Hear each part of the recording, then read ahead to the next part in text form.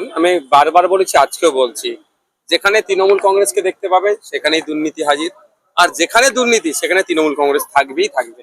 একই দুর্নীতি, তৃণমূল কংগ্রেস একে অপরের পরিপূরক। এই যে নতুন লিস্ট আপলোড করেছে, এতদিন আমরা জানতাম যোগ্য শিক্ষকদের লিস্টে নাম আসবে, তারা স্কুলে যাবে, এই দেখতাম। এখন অযোগ্য শিক্ষকদের লিস্টে নাম আসছে, এগিয়ে বাংলা নয়, পিছিয়ে যাচ্ছে বাংলা। তা আমি জোর গলায় বলছি, যে লিস্টের পাবলিশড হয়েছে 1803 জন, আমার সন্দেহ হচ্ছে সঠিক তদন্ত হলে দেখা যাবে এই লিস্টেও ঝোলঝাল আছে, অর্থাৎ পানি মেশানো আছে, আরো বাড়বে। আমি বিশ্বাস করি না 26,000 চাকরির মধ্যে মাত্র, আমার বিশ্বাস হচ্ছে না 26,000 চাকরির মধ্যে মাত্র 1803 জন অন্যায়ভাবে অনৈতিকভাবে ঢুকেছে। যদি মাত্র 1803 জন হতো তাহলে এত জল ঘোলা করতো না। আর তারপরে যাদের এখন নাম অলরেডি পাবলিশড হয়েছে, কারা? শাসক দলের ছত্রছায়া, কোনো জায়গায় বিধায়কের মেয়ে, কোনো জায়গায় বিধায়কের বৌমা, কোনো জায়গায় কাউন্সিলর, কোনো জায়গায় প্রাক্তন কর্মদক্ষ, মানে একদম দল। আমাদের আজকে একটা বক্তব্যে বলছিলেন যে শাসক দল আর সরকার দুটো গুলিয়ে ফেলছে, দল আর সরকার সেই ধরনের হয়ে গেছে। দুর্নীতি করেছে একদম পুরো সাঙ্গপাঙ্গকে নিয়ে। তবে আমি একটা কথা বলি, যারা দুর্নীতি করেছে সবাই কিন্তু টাকা দিয়ে করেছে। বিধায়কের মেয়ে, বিধায়কের বৌমা বলে ছাড় পেয়েছে, তবে এই টাকাটা কার কাছে গিয়েছে? জীবন কৃষ্ণ সাহাকে ধরেছে ঠিক কথা, কিন্তু জীবন কৃষ্ণ সাহার হজম করার অত ক্ষমতা নাই। আমি একটা দায়িত্ব নিয়ে বলতে পারি, কারণ যে যদি ওর হজম করার ক্ষমতা থাকতো, ও তাহলে অফিসারদেরকে দেখে, ইডিকে দেখে না ছুটে ভেগে পালাতো না। কারণ যার এত টাকা হজম করার ক্ষমতা আছে, তাহলে তাকে ম্যানেজ করার ক্ষমতা আছে।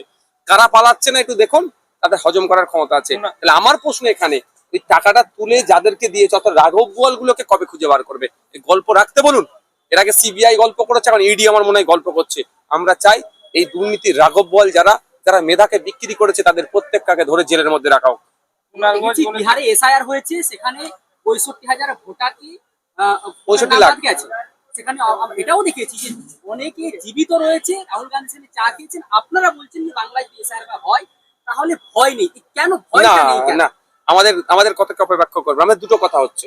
আমাদের পার্টির লাইনটা বলে দিচ্ছে আগে। আমাদের পার্টির লাইন, আমি যে পার্টি থেকে বিলং করি, সে পার্টির লাইনটা হচ্ছে এসআইআর নিয়ে নাগরিককে আতঙ্কিত করা যাবে না, নাগরিককে হয়রানি করা যাবে না। আতঙ্কিত মানে এই যে নাম কেটে দেবে, নাম কেটে দেবে, আমি নাম বাঁচিয়ে নেবো, এটা বলে আতঙ্কিত করা হচ্ছে। ঠিক নোটবন্দির সময় দেখবেন আমাদের বাড়ি গ্রাম্য এলাকায় মা বোনেদের হাতে কত ছিল? 5,000, 10,000 টাকা, ম্যাক্সিমাম 20,000 টাকা। স্বামীদের কাছ থেকে বা বাড়ির লোকের গার্জিয়ানদের কাছ থেকে 500, 1,000 টাকা করে নিয়ে নিয়ে জমিয়েছিল। আর 500 টাকার নোটগুলো দেখবেন গ্রামের এটা চলে, এরকম করে নোটগুলো মেয়েগুলো জমিয়ে রাখতো। যখন নোটবন্দি হচ্ছে, ওদের মাথা খারাপ হয়ে যাচ্ছে। যারা হাজার হাজার কোটি টাকা 2 নম্বরই করে রেখেছে, তারা চিন্তিত নয়। আমাদের গ্রামের মা বোনেরা, হে বাবা রে কি হবে রে, টাকা চলে গেল, টাকা চলে গেল, টাকা চলে গেল হচ্ছে। আতঙ্কিত করা হয়েছে তো। আচ্ছা, তাদের 10,000 টাকা, 20,000 টাকা। তো আমার বক্তব্য এটাই যে এই আতঙ্কিত করা যাবে না। এসআইআর হওয়ার জন্য একজন মানুষ মারা গেল, খবর পেয়েছেন তো? সে আতঙ্কিত হয়েছে বলতে মারা গেছে। আমরা দেশের নাগরিক, আমার বাপ দাদা পূর্বপুরুষ দেশের জন্য লড়াই করেছে, দেশকে স্বাধীন করেছে, আর আপনি আমাকে আতঙ্কিত করবেন? এই আতঙ্কিত করা যাবে না। আর দ্বিতীয় কি বলেছি, যদি কোনো দ্বিতীয় আমাদের অবস্থান, কোনো বিএলও দিদি, বুথ লেভেল অফিসার যদি কাউকে ডাউটফুল ভোটার ঘটছে, সে প্রকৃত ভোটার, তাকে জীবিত আছে মৃত বলে যদি করে, আমরা ছেড়ে কথা বলবো না। আপনারা দেখুন যেভাবে বিহারের এক্সপোজ হলে কি করে, সুপ্রিম কোর্টে গিয়েছিল বলতে এক্সপোজ হয়েছে। তো আমরা কি ছেড়ে কথা বলবো? ওবিসির জন্য যদি সুপ্রিম কোর্টে যেতে পারি, ওয়াকাফের জন্য যদি সুপ্রিম কোর্টে যেতে পারি, আপনার সিএ এর জন্য সুপ্রিম কোর্টে যেতে পারি, তাহলে আমার একটা বৈধ ভোটারকে অবৈধ ঘোষণা করবে আমি ছেড়ে দেবো নাকি? আমিও যাব, আমাদের ফোরাম আইনি লড়াই করবে। সুতরাং আমাদের বলার বক্তব্য এটা ক্লিয়ার হচ্ছে যে আতঙ্কিত হবেন না। আপনি বৈধ ভোটার, আপনি কেন আতঙ্কিত হবেন? আপনাকে যারা অবৈধ ভোটার ঘোষণা করার চেষ্টা করছে, তাদের বিরুদ্ধে আমাদের লড়াই। আমাদের ফোরামের আমাদের বক্তব্য কি, যে ডি ভোটার বানানোর যে কুচক্রী আছে, তাদের বিরুদ্ধে আমাদের ধন্য, এটা মাথায় রাখতে হবে। আর যাতে না পশ্চিম বাংলায় এসআইআর এর নামে জীবিত ভোটারকে মৃত ভোটার না করে দেয়, তার জন্য তো আগামীকাল আমাদের ফোরামের পক্ষ থেকে ডেপুটেশনও দেওয়ার আছে। নির্বাচন কমিশন বলছে 2002 সালে ভোটার লিস্ট থাকতে হবে, তাদের নাম আছে। কিন্তু যারা হিন্দু অভিবাসী বাংলাদেশ থেকে এসেছে, তাদের অনেকেরই 2002 সালে ভোটার লিস্ট, তাদের জন্য তো আতঙ্ক। প্রশ্নটা হচ্ছে দারুণ কথা। এই প্রশ্নটা একদম গুরুত্বপূর্ণ প্রশ্ন করেছেন। এটা শুভেন্দু অধিকারী কেন বলছে না? শুভেন্দু অধিকারীকে লাস্ট 3টে ভোটে যারা ভোট দিয়েছে, লাস্ট 3টে নির্বাচনে শুভেন্দু অধিকারীরা যাদের ভোটটা সব থেকে বেশি পেয়েছে, সেই সমাজকে শুভেন্দু অধিকারী আজকে কি করতে চাইছে? ই ভোটার বানাতে চাইছে। নির্বাচন কমিশন 2002 এর, আপনার আমার আছে, নওশাদ সিদ্দিকীর বাপের আছে, আমার আব্বার আম্মার নাম আছে, এখানে যারা আছেন অনেকের আছে। কিন্তু বিশেষ করে বনগাঁ, স্বরূপনগর, বাগদা, হাসকালি, এই নদিয়া, এই চত্র এলাকার মানুষের অনেক পাবেন না, তাহলে তারা কোথায় যাবে? তারা কোথায় যাবে? এইটা নিয়ে তো আমাদের প্রশ্ন। সেই জন্য সেই আজকে দেখছেন আমাদের ধর্ণা মঞ্চে মতো সমাজের মানুষ এসছেন, বিভিন্ন সমাজের মানুষ এসছেন ঐক্যবদ্ধ হবে।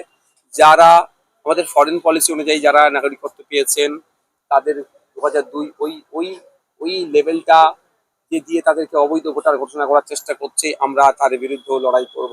অর্থাৎ শুধুমাত্র নওশাদ সিদ্দিকী মুসলমানদের ভোটাধিকার না কেড়ে নেয় তার লড়াই করবে না, আরো যে সমস্ত জনগোষ্ঠী আছে তাদের পক্ষ নেবে। আমরা আমরা যেমন নেবো, আমাদের কনস্টিটিউশন প্রোটেকশন ফোরামও নেবে।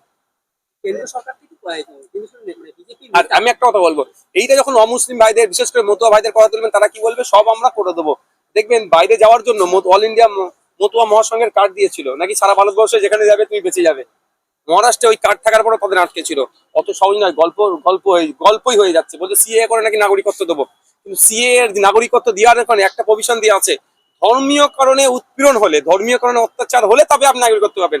তো আমি ধর্মীয় কারণে অত্যাচার হয়ে বাংলাদেশ থেকে এসছি, কি আসেনি? মুসলমানদের কথা বাদ দিয়েছে, ওই জন্য চ্যালেঞ্জ করেছি আমি সুপ্রিম কোর্টে। তো যদি হিন্দু ভাই বাংলাদেশ থেকে আসে, তো ধর্মীয় কারণে অত্যাচারিত হয়ে আসছে, কোনো প্রমাণপত্র দিতে পারবে?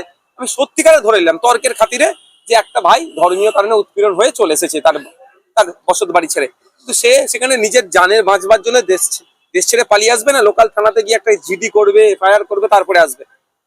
বলুন, তো হতে পারে? তাহলে সেই ভাইরা কোথায় যাবে? অলরেডি তারা ভারতবর্ষের পানি, ভারতবর্ষের হাওয়া, ভারতবর্ষের বাতাস, ভারতবর্ষের সরকারি হসপিটাল, পশ্চিমবাংলার সমস্ত সরকারি ফ্যাসিলিটিস তারা নিচ্ছে। তাদেরকে যেভাবে সিএ নামে বোকা বানিয়েছে, ঠিক এসআইআর এর নামে তাদেরকেও ডি ভোটার বানানোর চক্রান্ত চলছে। অসমে না, ওখানে অহমিয়া সমাজের মুসলিম মানুষকে বাংলা ভাষায় কথা বলার জন্য সব বাংলাদেশি তকমা দিয়েছিল। 1971 সালের কাগজ চেয়েছিল, আজকে দুধকে দুধ পানিকে পানি হয়ে গেছে।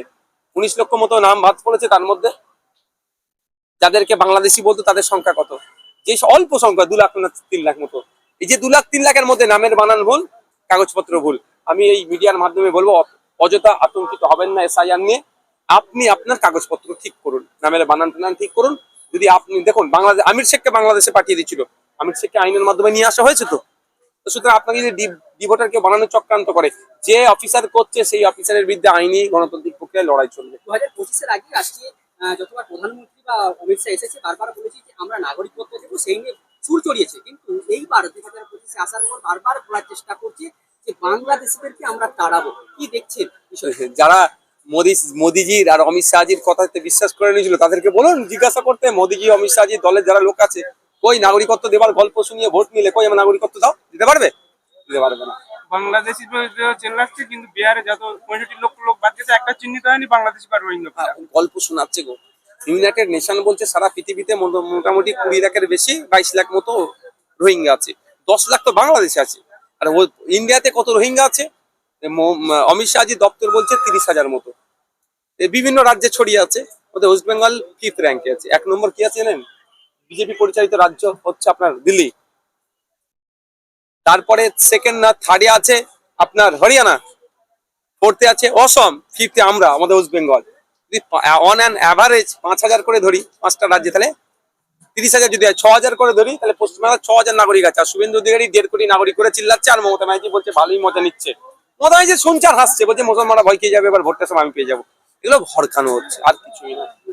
আমি একটা কথা ক্যামেরার মাধ্যমে বলছি, কারো বাবার ক্ষমতা নাই, কারো আব্বার ক্ষমতা নাই বৈধ কোনো ভারতীয়কে দেশ থেকে তাড়াবে। ওই আমির শেখ বৈধ ভারতীয় দেশ থেকে তাড়িয়েছিল, আইনের চাবুককে আবার দেশে ফিরিয়ে নিয়ে আসা হয়েছে। সোশ্যাল মিডিয়ায় পোস্ট আসছে, নিদান দিচ্ছেন, কি বলবেন? তাকে অ্যারেস্ট করেছে? তুমি এতটুকু দর্শক বন্ধুদের বললো ওকে অ্যারেস্ট করেনি কেন?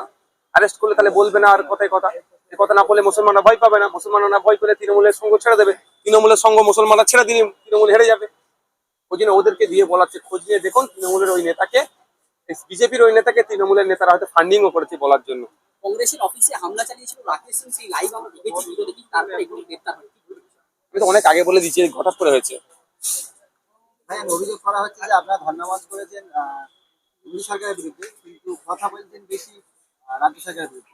25% আমাদের যে ডিমান্ড আছে, 4টে ডিমান্ডের মধ্যে 25% যাচ্ছে রাজ্য সরকারের বিরুদ্ধে, 75% যাচ্ছে তার বিরুদ্ধে, কেন্দ্র সরকারের বিরুদ্ধে। আমাদের বক্তব্য 80% হচ্ছে কেন্দ্র সরকারের বিরুদ্ধে, 20% হচ্ছে রাজ্য সরকারের বিরুদ্ধে। চোরকে যদি চোর বলে গায়ে লাগলে কি করতে পারি ভাই আমি বলো। এবার আমি বলছি ভোট চোর মোদি চোর, আমাদের স্লোগান হচ্ছে ভোট চোর মোদি চোর। আর মমতা ব্যানার্জি নিজেকে ভাবছে, তৃণমূলরা যদি ভাবছে এটা ভোট চোর, যেমন হারবার থেকে শুরু করে লোকসভা নির্বাচনে যাদবপুর লোকসভা কেন্দ্র থেকে ভোট চুরি করেছে আমাদেরকে বলছে, যে আমাদের বিরুদ্ধে কেন বলছে। আমরা বলছি কি চাকরি চোর গদি চোর, চাকরিও তো চুরি হয়েছে বিজেপির আমলে, খোঁজ না। এরা ভাবছে আমাদের 26,000 চাকরি বাতিল হয়েছে আমাদের বিরুদ্ধে বলছে। সর্বোপরি বিজেপির গর্ভে তৃণমূলের জন্ম, তো যতই আমরা বিজেপিকে বলছি ওরা ভাবছে আমার কি বলছে এসআইআর করতে পারি। মূলত স্ট্র্যাটেজিক্যালি তৃণমূল কংগ্রেসের ফায়দা হচ্ছে। প্রশ্ন করতে দাও আমাকে। এসআইআর নিয়ে আতঙ্ক যত করতে পারে তৃণমূলের তত লাভ। ঠিক সিএ এনআরসি নিয়ে যতটা আতঙ্কিত করে তৃণমূল লাভবান হয়েছিল। না এবার লাস্ট কোশ্চেন, আপনার বুকে যে ঘুষি বলছি যে সোশ্যাল মিডিয়া প্রশ্ন উঠছে যে এসডিপিআই এবং আইএসএফ এটা হচ্ছে বিজেপির দালাল, তারপরও তারা দুজন মিলে একটা যৌথ ধর্ণা মঞ্চ করছে, এরকম মানে কমেন্ট আছে, কি বলবেন? let me finish. SDPI, ISF, IULM, ML, WPI, Azad সমাজ পার্টি, সংখ্যালঘু যুব ফেডারেশন, আমাদের 31টা সংগঠন নিয়ে আমরা শুরু করেছিলাম। আজকের দিনে সেটা 40টার উপরে পৌঁছে গেছে। শুনে রাখুন, আপনারা দাঁড়ান বলতে দিন। ব্যাপারটা হচ্ছে হ্যাঁ, এসডিপিআই, আইএসএফ, WPI, মুসলিম লীগ তো বিজেপির সাথে সংসার করেছিল। রেলমন্ত্রী আবুল সাহেব ছিলেন, দপ্তরবিহীন মন্ত্রী নওশাদ সিদ্দিকী ছিল বিজেপির আমলে। ফ্রন্টে নিয়ে এসে লড়াই করব আব্বাস সিদ্দিকী বলেছিল বিজেপিকে, 1998 সালের আনন্দবাজার পত্রিকায় ছেপেছিল।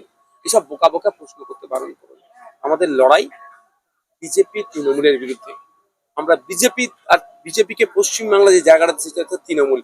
এই দুটো অপশক্তি আমরা মনে করি, এই দুটো শক্তি পশ্চিমবাংলার সম্প্রীতি ঐক্যকে বিনষ্ট করছে, এদের বিরুদ্ধে লড়াই করছে। তবে আমি একটা কথা বলবো, বিজেপি দালাল প্রমাণিত নয়। বলতে হয়, বললে যদি ট্যাক্স লাগতো তাহলে বলা বন্ধ করে দিত, এক নম্বর। দ্বিতীয় কথা হচ্ছে ওরা বলে কি বিজেপি নাকি আমাদেরকে টাকা দিয়েছে। এত মিডিয়ার ভাইরা আছে তো, আমি একটা বার্তা দিচ্ছি, যে ভাই বলছে বিজেপি আইএসএফ কে টাকা দিয়েছে, দেখতে পাইনি কেউ। আমি প্রকাশ্যে বলছি আপনি টাকার ব্যবস্থা করুন বিজেপির কাছ থেকে, নওশাদ সিদ্দিকী আইএসএফ নেবে। যে ভাই ব্যবস্থা করবে তাকে 90% আমি টাকা দিয়ে দেবো, মাত্র 10% টাকা আমি পার্টি চালাতে লাগাবো। যাও, থ্যাংক ইউ। ঠিক আছে, তাকে বলে দেবো।